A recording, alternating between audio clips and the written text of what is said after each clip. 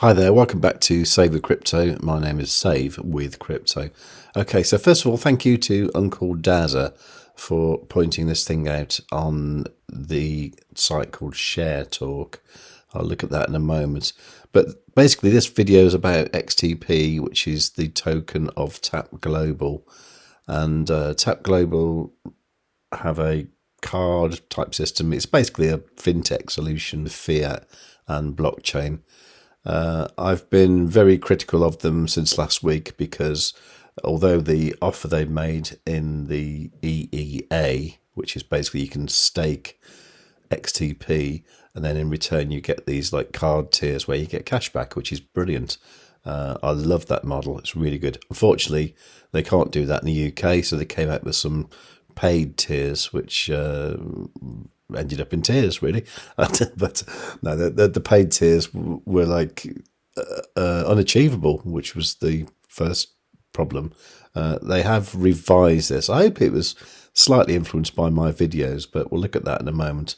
Okay, so Uncle Dazza was pointing me towards this site here called Share Talk, and it does state down here, Tap Global Company, the fintech company bridging the gap between traditional finance and blockchain technology, announces that Arsene Teresian, Chief Executive Officer and Director of the company, acquired that amount of ordinary shares at 0.1 pence each in the company on the 4th of July 2024 for a total sum of 61 grand and change. As a result of the share purchase, Mr. Teresian's total beneficial interest in the company is now that number, representing 63.5% of the company's issued share capital. Okay, so that's good news that Arsene's actually, investing more in his own company. That's good. Now, it's probably worth noting that since the new revised UK rates came out, the price of TAP has actually increased by 47%, which is amazing. However, scrolling back to July the 4th, it isn't that amazing because it's about where it was on July the 4th, because basically the offering in the UK was so ridiculous and pathetic that it seemed to sort of crash the XTP price. Well, that's what I think anyway. And it did indeed come down, like 37%, something like that. And yesterday's news seems to have brought it back up to where we were back then. So that's good news. So what exactly happened? So the way this worked, looking back to my video from last week, is first plus tier was £250 a year. The prime one was £2,000 a year. The premier was £4,000 a year. The platinum was £12,500 a year. And the prestige was an astonishing £25,000 a year. Now, the problem with that, if we look at the prestige tier, is it meant that you'd have to spend £312,500 every year to break even. Now, some people might do that, but that would only be to break even. To actually get a benefit from that, you'd have to spend more than £312,500. But there's an annual spend limit on the card of £120,000, I think it is, which meant that you could never break even with that card. So that card you would always lose money on, like thousands every year. So that just wasn't a viable product. There's nobody would ever buy that. Well, unless they were stupid, because, it's just a way to throw your money away. So the actual card tiers were ridiculous.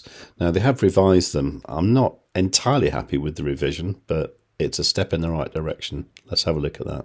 Now, I'm just going to draw your attention to sort of page 54 or so of the terms and conditions. You have to get to this in the app. Okay, so first of all, there's these activation fees. So you can see here it costs 13 quid to activate a virtual card. Okay. If you want a physical card, that's an extra £5. Loading the card, this I found amazing. Now, if you move money to the card via UK faster payments, which is generally how you do it anyway, they charge you £2 for the low tier and 25 pence for the higher tiers. Crypto.com do this for free, by the way. Probably worth mentioning that.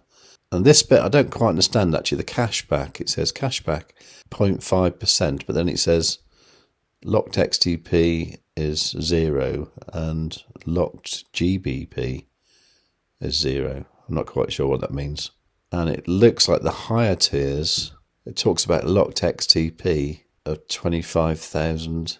I don't really understand what this is all about. I don't think they've updated that properly. That doesn't seem to make any sense at all. Now, this is the more worrying part here, because you've got the annual load limit, okay, which for the low card is 40,000 euros. I mean, why does it do it in euros 1 minute and then pounds the next?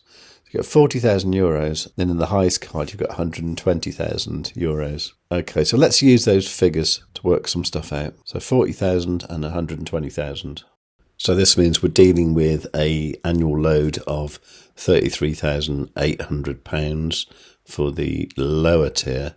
And then for the higher one, we're talking like 101,424. Let's call it £101,400, okay? Okay, so let's assume that the price of XTP is going to stay the same for 12 months.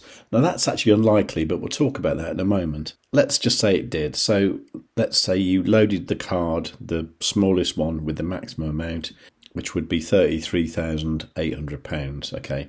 Now, you can get 1.5% cash back on that.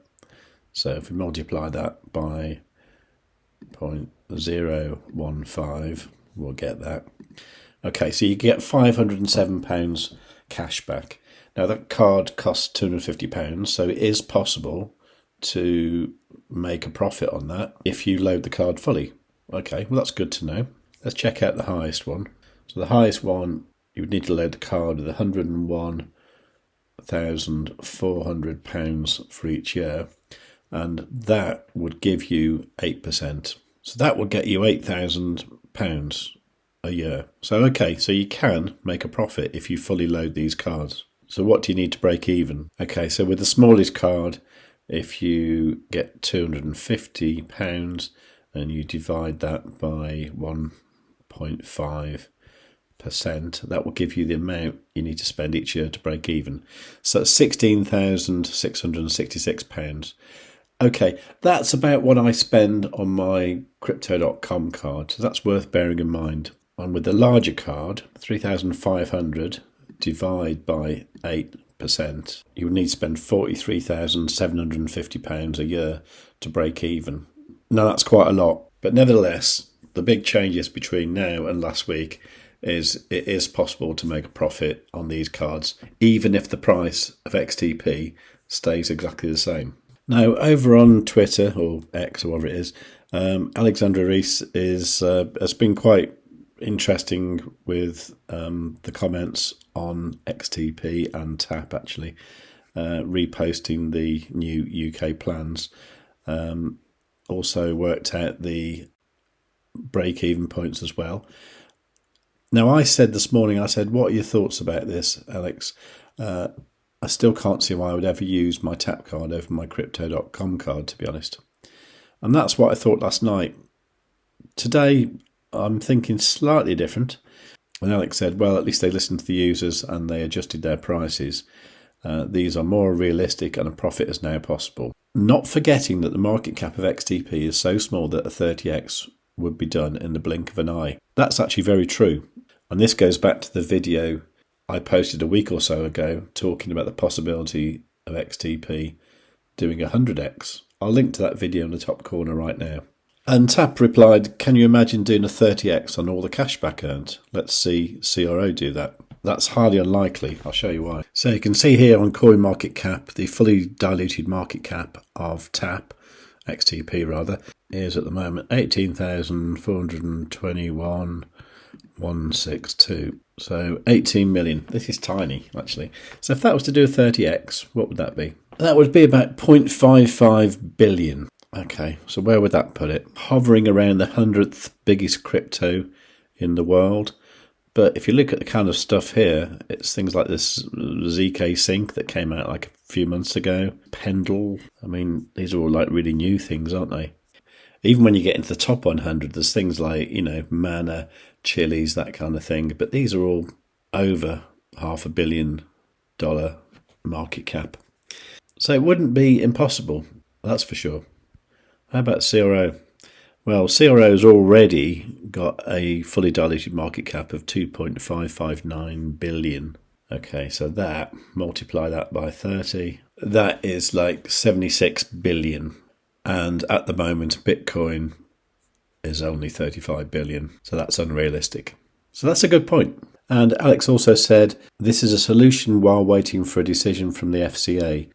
TAP, unlike Crypto.com, cannot afford to take a big fine, being a small company, and it wishes to be 100% regulated.